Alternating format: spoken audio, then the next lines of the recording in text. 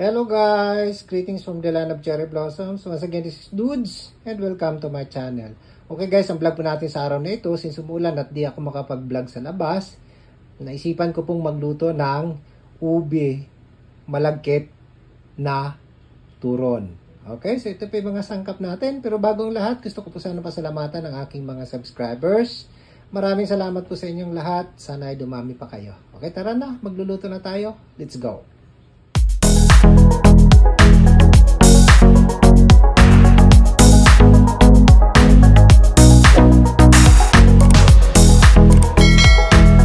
Ayan guys, first step, isaing muna natin itong malagkit ha. So malagkit po yung ano natin, isaing natin sa gata. Okay? Kung marami ang ating malagkit, sana kalahati na lang yung inano ko, no? Okay, medyo kulang po yung tubig natin, gata natin guys. Lagyan natin ng konting tubig ha. So dalawang latang gata lang kasi yung binili ko, mukhang kulang. Kaya naghaluan natin ha. Konting tubig at isain natin ha. Wait lang.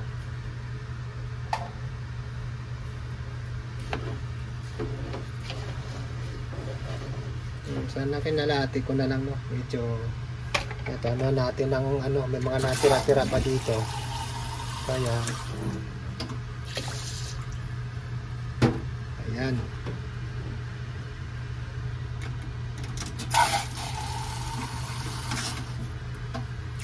Okay, so ayan, isahin na natin. Ito guys, next step natin, yung sinaing nating malagkit kanina, lagay natin dito. Kasi marami. So, tansyahin na lang natin ha. Natapon. Nahulog. Tapon natin. Ayoko na makalat dito sa aking kalan. Okay? So, ayan. Tansyahin lang natin ha.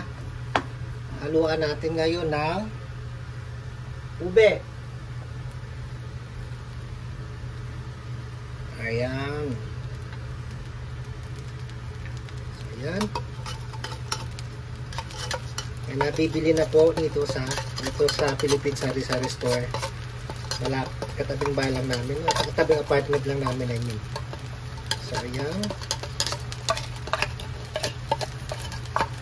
Kayo rin ang gusto, sayang.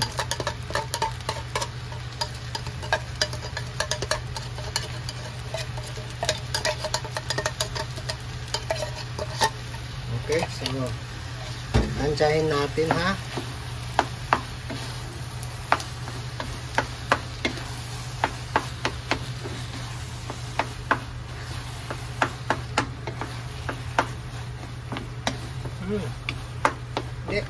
Ano na natin kaya lahat ito para yung matira gawin nating biko. Hindi na rin biko ito kasi sinain ko na sa gata ito.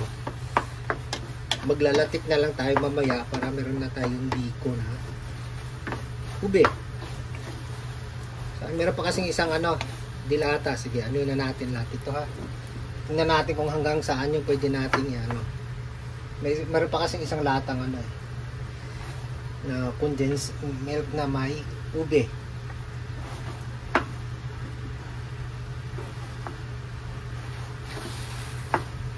Ito guys, medyo marami na parami kasi. Kaya ang ginawa ko, hinati ko sa dalawa ha. Itong isa, lagyan natin ng cheese. Ibe-bake natin siya. Okay? Medyo nanigas na sa ref ang ating cheese. Pero malulusaw din yan mamaya. Ibe-bake natin sa oven ha. So ayan.